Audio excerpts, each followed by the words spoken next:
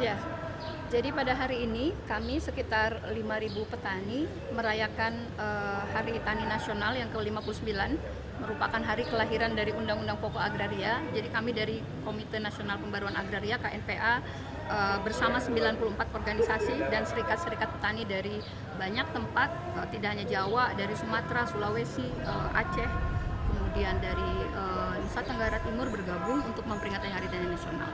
Jadi tadi kami menyampaikan kepada Bapak Presiden bahwa reforma agraria yang dijanjikan 9 juta hektar untuk diredistribusikan kepada petani itu belum dijalankan.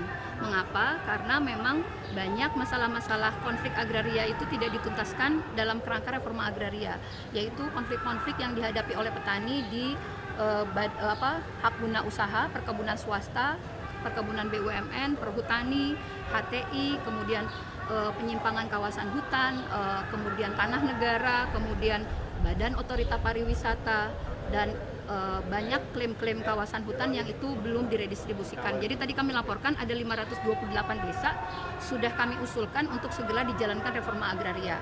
Kami juga menyampaikan kepada Bapak Presiden bahwa selama 5 tahun ini kelembagaan reforma agrarianya belum jelas. Jadi kita minta Presiden sebaiknya memimpin langsung kelembagaan yang menjalankan reforma agraria. Jadi nanti koordinasi antara kementerian itu akan dipimpin langsung oleh Presiden, dan tadi Pak Presiden berkomitmen bahwa akan saya ambil alih kelembagaan itu di bawah langsung Presiden untuk memastikan konflik-konflik agraria struktural itu bisa segera diselesaikan. Termasuk tadi juga saya melaporkan bahwa serikat-serikat petani banyak yang ditangkap karena memiliki konflik agraria yang tidak kunjung diselesaikan.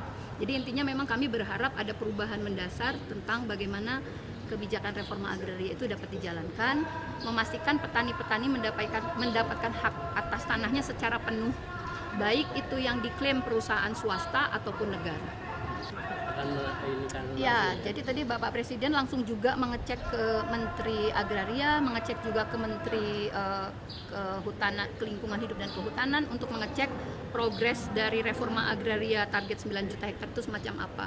Nah, memang perlu ada terobosan. Kalau tidak ada terobosan, yang ada kan sebenarnya konflik-konflik ini tetap dibiarkan, kemudian petani menjadi kelompok rentan karena tidak kunjung diselesaikan, kemudian dikriminalisasi dan seterusnya.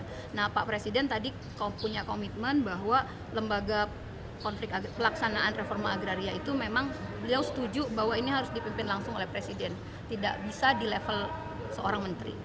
Ya, harapan kami nanti tahun depan 24 September di Hari Tani Nasional kita tidak lagi bicara masalah yang sama, tapi sudah ada konflik-konflik agraria yang dihadapi oleh petani, oleh masyarakat adat, misalnya oleh nelayan, buruh tani itu yang sampai sekarang itu belum dijalankan. Tahun depan sudah ada mulai capaian-capaian konkret yang itu di mana tanah itu betul-betul diterima oleh petani, masyarakat adat, dan masyarakat miskin yang sampai sekarang kita masih perjuangkan. Ada 528 desa, kemudian sekitar 670.000 hektar sekarang masih mangkrak di Kementerian ATR BPN dan di Kementerian Lingkungan Hidup Kehutanan.